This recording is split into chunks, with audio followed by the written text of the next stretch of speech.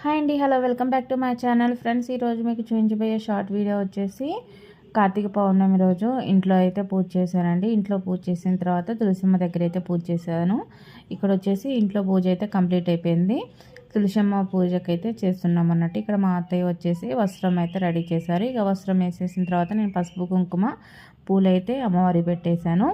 తర్వాత వచ్చేసి కింద ముగ్గు వేసి పసుపు కుంకుమ వేసి అలాగే ఉసిరి దీపాలను పిండి దీపాలు అయితే వెలిగించేసామండి.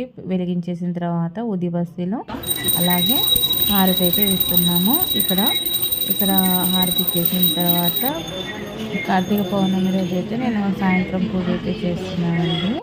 ఇక్కడ హారతి అయితే ఇచ్చేసాము. మా అత్తయ్య అయితే మంగళారతి పాట అయితే పాడారు.